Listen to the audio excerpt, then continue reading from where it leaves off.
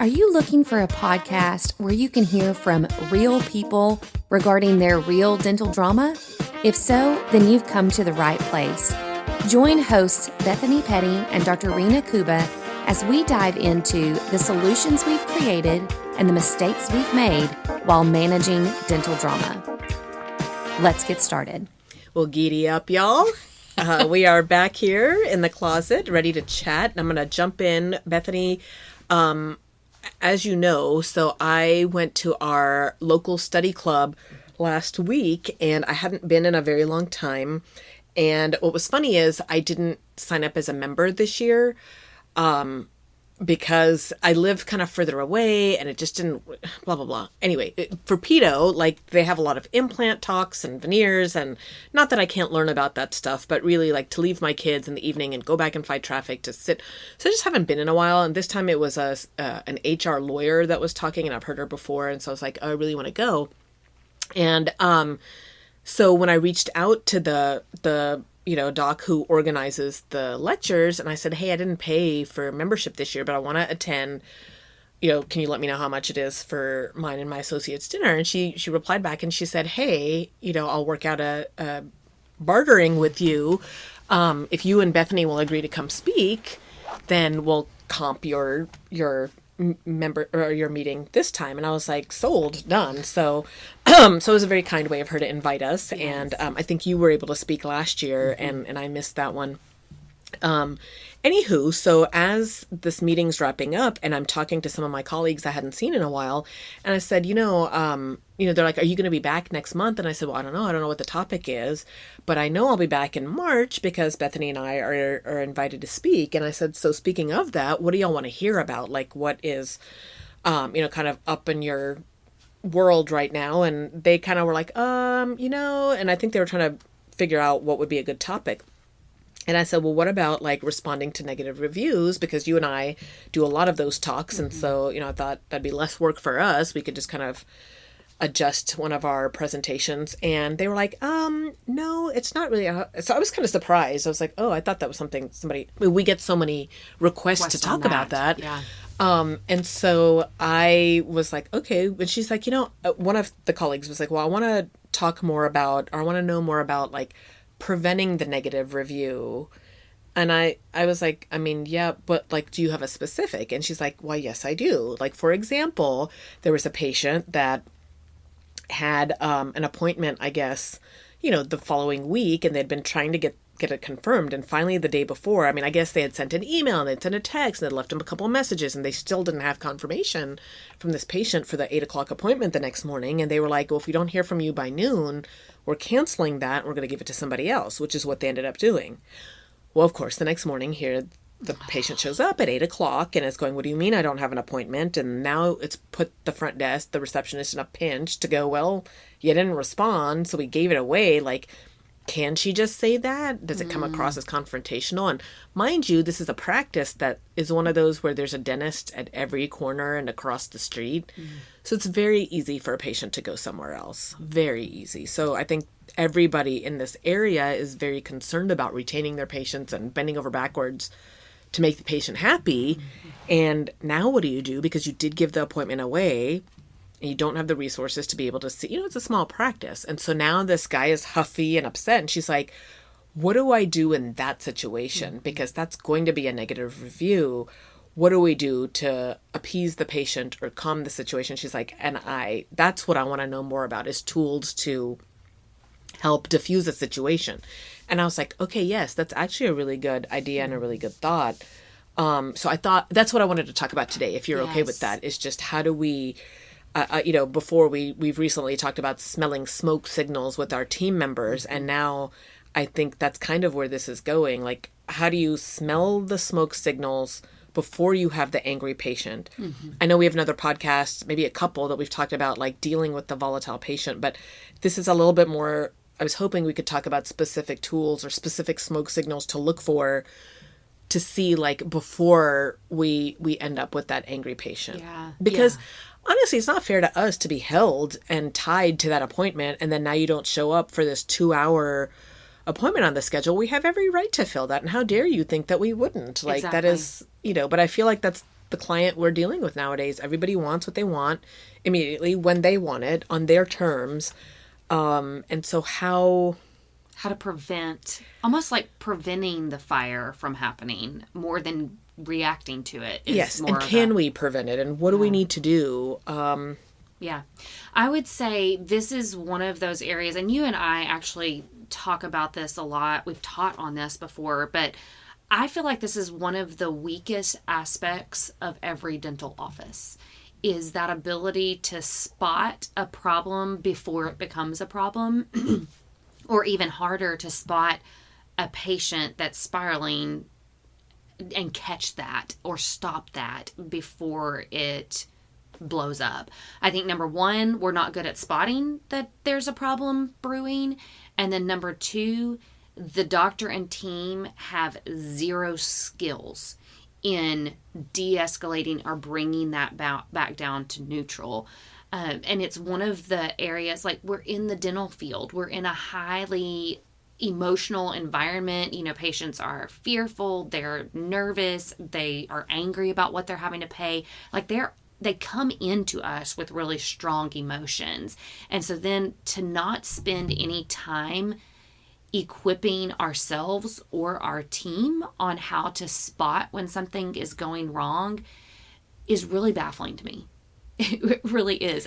Well, honestly, in our defense, if I could say, it's not that. I think a lot of us are people pleasers, and we are trying to offer a skill set. We really do. Most of us have gotten into the field because we want to help, and that's all we're trying to do. And then, like, think about them. I mean, for me, I think about the emotion that I'm bringing to the table, because I am giving you my blood, sweat, and tears here. I'm trying to buy good products. I'm trying to keep a staff going. I'm trying to pay the electricity bill. Like, there's all this other stuff in our minds. And honestly, for me, I start going, I can't do everything in this office. I cannot answer the phones and smooth this over, and I can't make the estimates to make it all right. Like, that's just not ever going to happen. So I think it is just kind of, at least my nature is to just say, well, I hired you, I've trained you some, and hopefully you don't want to get your ass handed to you by a patient either. So hopefully you're going to do your due diligence. But it is very easy to stick my head in a sandbox to go, I will just have to shut down then if I'm expected to do every part of this job. So I don't know. I think in our defense, it's not that we're not aware that somebody could have an issue. It's just we're kind of just hoping that somebody else will step up and help. Yeah. Well, and I think that's not a terrible assumption. I think this goes back to the episode that I had with my sister-in-law. I think people, for the most part, do intend to show up and do a good job. Our employees, that is. I think they mean to handle the patients well. They don't want to be involved in a conflict. I think that all of those are good foundational assumptions about people. I just think that de-escalation is an art and a craft. And that is where we lack in the dental field. I think the intention is there. I don't think we want to anger patients. Most people don't. You got your strong clerics out there that are like, yes, bring that fight to me. I can't wait. But most people don't want that. It's just they don't have the skills to spot things early enough or to bring that patient back down. So it may be helpful to kind of talk through maybe some examples of what would, go ahead. Well, before we hit an example, the other thing that I want to make sure I say at some point here, because when I was talking, after study club and polling some of my colleagues, and one thing that one of them said that I was like, and because I used to be that person, and I think he's quite a bit younger than me, and smart as anything, fantastic practitioner, but his answer was, well, I just write it off. Mm-hmm. I just write it off. And it's not the first time I've heard him say that. Well, I just write it off. Like, and I cringed when he said that. And then the other colleague, that was standing with us, she also cringed because she's been practicing longer than he has. And we both were like, that's not wrong in a lot of situations, but it's not helpful in a lot of other situations. And you are not seasoned enough to know that. And do I write a lot of stuff off? Absolutely, I do. I'm not saying that it doesn't have a place in the practice, but that's his skill set, if you will, to dealing with with everything we're talking about, like you're saying, you need to be able to spot this and you need to be able to do that. And his go-to answer is, I'm just writing it off and that's going to make it go away. And I just kind of looked at him and I said, it may have served you thus far. I mean, you've only had your practice about 3 years now, but that is not the go-to answer that you want to have, because I'm like, I bet you anything, you're the same way with your staff. Your staff's going to start demanding things and it's going to hit a head at some point. So I just wanted to make sure that I wanted to point that out there for those of you that are going, oh, I don't have this problem, or I've never had this problem. Yes, you do, because if your answer is to make it go away by just flipping over backwards in that regard, that's not always the solution. Well, and flip to the other ones that are like, I will never write off a dime. Maybe you need to, right? Sometimes. Yeah, that has a place for sure. In every practice, I feel like. The only concern is when that is your be-all, end-all answer, this is how I'm going to solve every conflict, it doesn't solve much. It might satisfy a certain percentage of your fit throwers that just want a financial kickback of some sort. It may, put the passy in their mouth, but it's not going to solve all of those that are throwing a fit, because there's something emotional about that fit. There's something that they want from you that maybe isn't financial in nature. So you try to throw money at them and they're like, that's not anywhere close to what I was wanting. I'm still upset by this. It doesn't prevent the negative review. I can't tell you how many times that a doctor gave back money and we're like, okay, great, problem solved. And then next day or same day, there is a negative review and they're like, I don't understand. I gave them their money back, blah, blah, blah. That's not what they were seeking. They're still not happy with you. And so it cannot be the be all end all answer. And I mean, it's kind of crazy to think about, what if we could have prevented that patient from getting to the point that they demanded money back, or that they, or that you felt like you had to give money back. If we can get better at that, first of all, our team is happier because now they've got skills to be able to, spot and prevent some tantrums. They don't want to have to deal with tantrums, just like the doctor doesn't want to. But we've got to be able to spot them and prevent them. And just giving money back after they're angry, to me, it's not a foolproof strategy. It doesn't work. Most of the time, it doesn't work. So I would agree. So let's think through some examples that may be helpful as far as how to spot upset patients. Again, you've been in practice for a really long time. What do you feel like are some of the initial signs of a patient or a parent getting frustrated? Sorry, I'm going to interrupt that flow one more time. Can we talk about the one I just mentioned? Yeah. The one that the patient showed up and now what do you do? And so the only advice I had for her in that moment was, but did y'all talk about that the day before, knowing, like, so what was the communication like amongst your team members? Because somebody should have thought about that and said, dude, this guy still hasn't confirmed and now I'm about to give his appointment slot away. What if he does show up? And so I'm betting that didn't happen. I think they all were probably like, well, he had his opportunity and he missed it. And then they all just kind of shut their eye to what if he does show up. And so I think that paying attention to that and having a contingency plan in place. Okay, if we really do give up this appointment and he really does show up, what are we doing about this? Is the doctor going to come in and do one filling instead of all of them? Is the doctor going to be the one to go in and have this talk? And the doctor didn't want to do that. That's why we've hired you, right? So it's like, but pulling the doctor in to go, hey, doc, I'm about to give away this appointment. Do you know anything about this guy? Like, is he going to have a fit or not? And doing your due diligence to go back and research through the appointment history. And I feel like I'm saying that constantly to some of my maybe younger or newer team members that have been there about a year or so. And, they'll even this happened the other day where they're like, oh, this patient's ready for you. And I'm like, I need you to come brief me. And I think they were irritated. But I'm like, you're about to send me into the fire pit and you don't even realize it, but I realize it. Did you read the appointment note? Did you read what the next visit note was?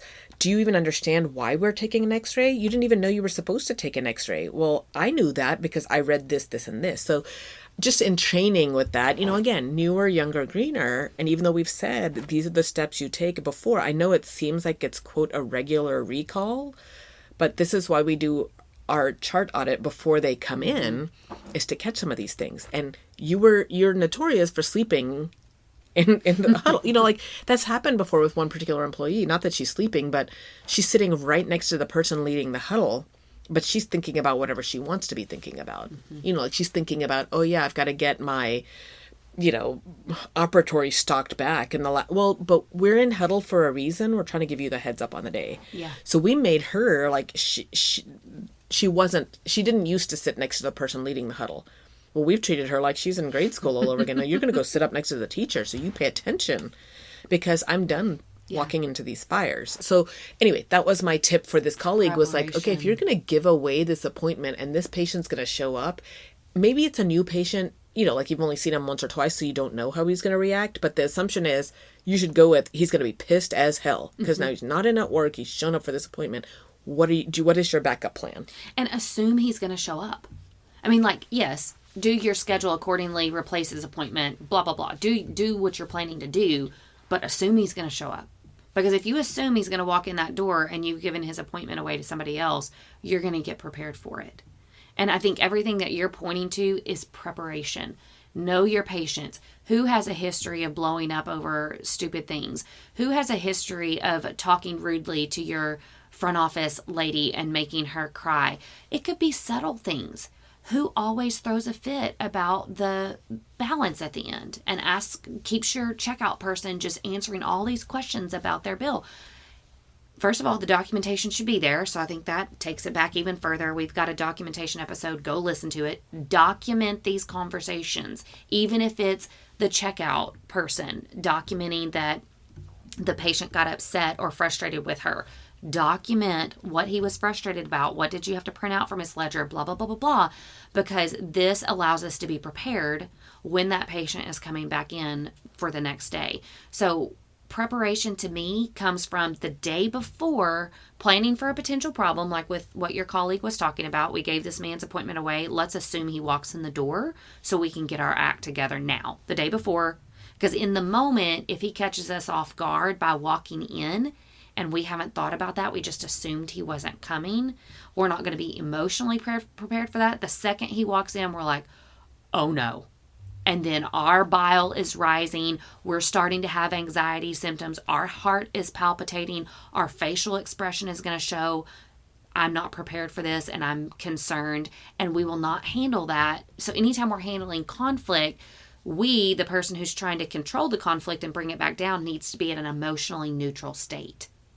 So if that guy walks in and we were not prepared for that and our emotions start going crazy, we're not going to handle it the way that we need to. So being prepared in advance for a potential problem, a potential area where the schedule might run behind. It may not even be that we gave a patient's appointment away. We may look ahead and go, man, 10 o'clock, look at this. We're like triple stacked and I don't know how this happened. We screwed up the schedule. We need to be prepared. First of all, how are we handling being overbooked in that section? What are we telling patients or parents when they walk in? What if somebody gets upset? What are we going to do? Do we have a consolation prize, like a gift card where they can go to Chick-fil-A and get something? What are we doing? What's our plan? So I think prepare for the problems, even small problems, but then also chart preparation. Read those charts. Know what happened the last time. And if it was something clinical where the parent just got upset that you were diagnosing their kid a certain way, are we prepared for that? Because chances are the same thing is going to happen again. Why would we not be prepared for that? Right? So that preparation's huge. So I think that's where she kind of was like, yeah, he left in a huff, and I'm sure that negative review was coming. Mm-hmm. And so, yeah, what could we have done to not let him leave in a huff? And I can bet you anything. And she agreed that they were not prepared. They really were just like, oh, he's not going to show up. Mm-hmm. And I'm like, well, that was not a good assumption. Yeah, exactly. And so I would say too, I would say across the board, this is an area of weakness for all dentists and practice owners. And I get it. It's because time is so limited and there's so many ways that you guys are being pulled. But we don't listen and observe enough in our office. We go in, we do our job with the patient, we retreat to our office and never really lay ears and eyes on what's going on with our staff. So one of the key takeaways on this is if you do nothing else, just start to observe your team a little bit more. Linger out in the hallway as they finish up a conversation with a patient or as they start a conversation with a patient. Sometimes the doctor doesn't even know it. They're stepping into a room where the patient or the parent has already gotten a little bit riled up, and you're like, what happened? To where they're already kind of, I don't know, they're biting with their words. Something's going on here. Or you step in and there's a gajillion questions and you're thinking, where are these questions coming from? Well, do you ever listen to the start of a conversation and what your team is talking about? Do you listen to the ending of a conversation? Why did they get up to the front desk and they were so angry or frustrated or verbally, talking about their displeasure? Are you observing what's happening in the room? And that doesn't mean every day. I'm not saying you never get to go to your office, but can you hear what's going on and are you listening enough? I love phone call recording systems. You have this through Weave. I love when the team, somebody on the team, everybody on the team, I don't care who it is, are listening to phone calls. Can we start to pick up on cues over the phone that this patient doesn't seem satisfied? There's something off. I have the pleasure of being able to log into some of my clients' Weave accounts and listen to phone calls. And it's fascinating. To me, it's cringeworthy. It is cringeworthy as well. I can't. Sometimes I have to pause the conversation because I'm like, I can't handle it. Like this is so bad, and I can't. I have to get up, walk around, pop a peppermint in my mouth or something, and come back to the phone call because I'm like, I can't stand it. It is illuminating for a doctor to have access to those calls and just on a habit type basis, listen to 3, 4, 5 of them a month. What are the takeaways? Who's the person that needs to be coached? What are we missing over the phone that very well could be setting the tone for who's walking in the door? If that phone call's handled poorly, next time that patient comes in, they've got a bitter taste in their mouth. And you're thinking, this person is pleasant as punch. What happened? All of a sudden, they're moody and I don't know what happened. Well, chances are there was some type of interaction that soured them and you don't know because you're not observing. You're not hearing the trends that your team is doing on a normal basis because, like you said, we tend to there's enough on our plate. We can go bury our head in our work and just trust that everything is happening. Well, and I think it's overwhelming in the sense of, I trust because I don't know that I have another choice. Yeah. And then you're back down to, again, like, what am I supposed to do? Fire this bunch and go hire, the 0 that I've applied to my dental post ad looking for a position. I'm kind of stuck with these people. Mm-hmm. And so which battles am I picking and not picking? And I think for me, because I am pretty emotional, I tend to get overwhelmed and go, once I listen to this call, I'm like, I'm vomiting in my own mouth. How could you say that to a patient? Like, how could that come out of your mouth? And then all the emotions that come with that, like this patient's going to hate me. They're going to leave a review. How can I not train this person? Do I need to fire them tomorrow? And all of that, I tend to get a little dramatic about it all and go, oh my God, my practice is going to fail because I'm about to get 10 board complaints because of the way this person answered this phone call. There's major talking myself off a ledge that happens after one of these, which is why I don't like listening to those calls because it's just very overwhelming for me to do so. So I guess the takeaway then would be, maybe I need to just prepare myself and go in with, and because I think we did this a while back where it was like, okay, let's list 3 things that we liked about the call. Mm-hmm. Give me 2 things that we want to see improvement. And then what could we, not just complaining about the call, like I didn't like your tone or I didn't like this, but like having a real go-to. And, honestly, like I remember when we used to do that, I would have my office manager narrow down the calls for me. So the ones that were like really bad, she'd kind of address with the people so that I wouldn't go off on the person and I wouldn't like think my practice was going to be shut down the next day. You know what I mean?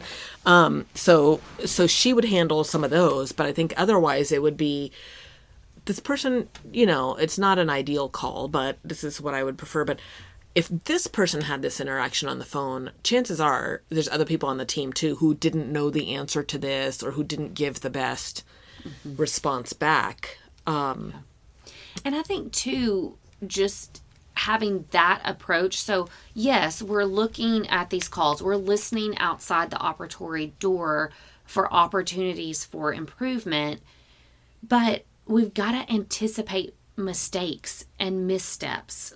If we're standing outside that op expecting perfection, you're going to be sorely disappointed. I mean, who in your life is perfect? Nobody. We cannot stand outside that door and expect perfection. We've got to look for what was good about that conversation and what could I change about it. And then same thing with the phone calls. We have to know it's a phone call. And if you've ever spent time at the front desk, there's a million other things going on. This person is very distracted. So if you expect perfection on that phone call, that's unfair to that person. Well, and again, in my defense, it's not that I expect perfection. Obviously I expect perfection. So, but the reason for that though, it's like, this is my reputation. It's my name on the door. You're an extension of me. And I just heard that come out of your mouth. And it was either a jackass reply, a useless reply, a wrong reply. And I'm like, and now this patient views me tied to what you just said. And I'm vomiting in my mouth. So I think just like you said, going in knowing that it's not going to be what I would have wanted to hear. Like just go in with the fact of going, I'm going to hate this phone call. Yeah. I'm going to hate it. Because I think otherwise, it could be a very scary place. It's very scary to hear some of these things or to linger.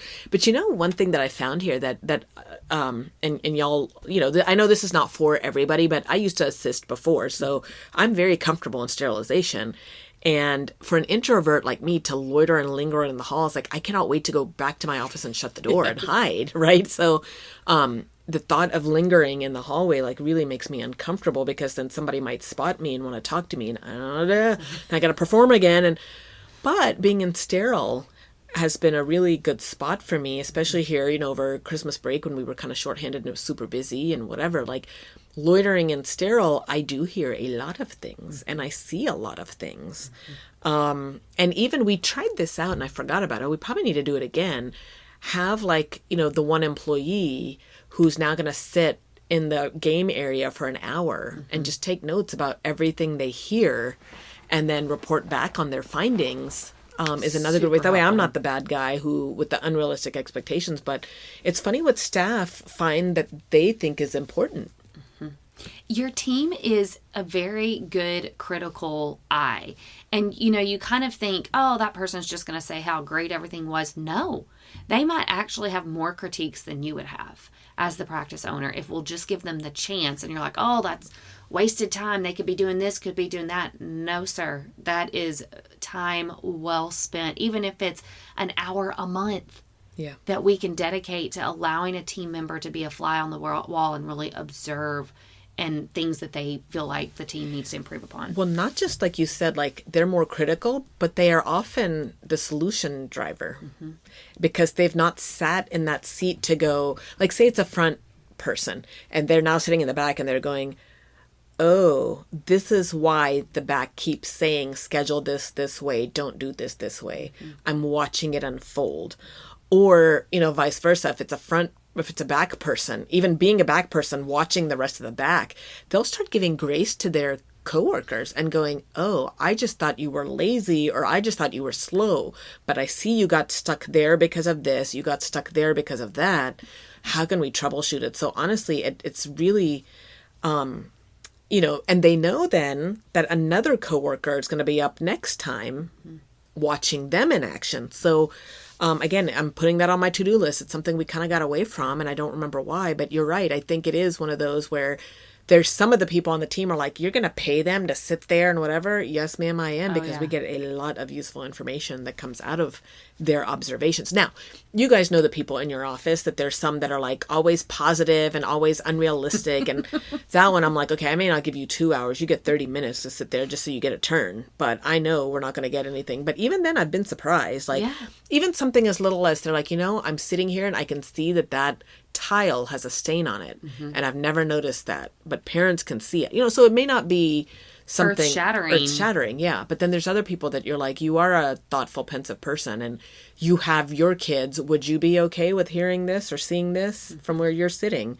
Yeah. So It's a really good rule of thumb to just allow time, and it can be done in a variety of ways. I feel like we've given some really good examples here. I mean, it could just be as simple as, having a computer station, a centralized computer station, and you've got, hey, my point person that always gives really good feedback. When you're working on your notes, can you sit at this spot instead, just so you can kind of hear what's going on around? I just had an office that I'm working with where the practice owner's office was at the front, kind of in this enclosed. It was very hard to hear in this particular room. Well, there was a little mini office that was built back in the clinic hallway, just almost like a little storage place that was set up for future growth to be another workstation. And we talked about it and we're like, you need to be back here. Like, you need to be able to hear everything that's going on. And so even just changing your location can give you a new perspective on the practice. So it could be something as simple as, okay, maybe we don't have enough staff members to schedule audit time. First of all, I would challenge you on that. Like, try to find time to give somebody to observe. But if not, can you set up a workstation that's centrally located so that you have access to that, or somebody on your team has access to that to be able to observe? So I would say spotting fires are going to be watch for the signs, and you watch by observing, intentionally observing your team in action or tagging in other people to observe. But I would say the other takeaway is, what do you do with that information? You train, right? So exposing your team to that training, letting them hear a phone call. And I know that's like, oh, do we really want to do that? Yes, everybody can learn from a phone call, even if they don't answer the phone. They learn by those communication cues, listening to that. Can they learn from your observer sharing their observations and going, hey, let's talk about this one scenario I saw. What could we do differently? How could we improve that? So not only observe and get a pulse on what's going on with your team, but then schedule the time to train on it. I think we are just hitting the tip of the iceberg on this topic. So we might have to come back and record a part 2 to this. Because I didn't mean to get us off track there.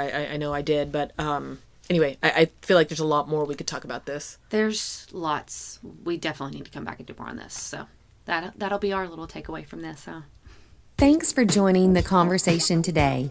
We hope that you are comforted in knowing that you are not alone, but we also hope that you're walking away with some really great tips and tricks to try in your practice. We value your feedback, so please take a few moments to rate and review the podcast. Finally, we want to make sure that we're covering the topics that matter to you. So track us down on Facebook, Instagram, and Twitter, and let us know what topics you want us to cover. As always, please know that we are rooting for you today as you manage your dental drama.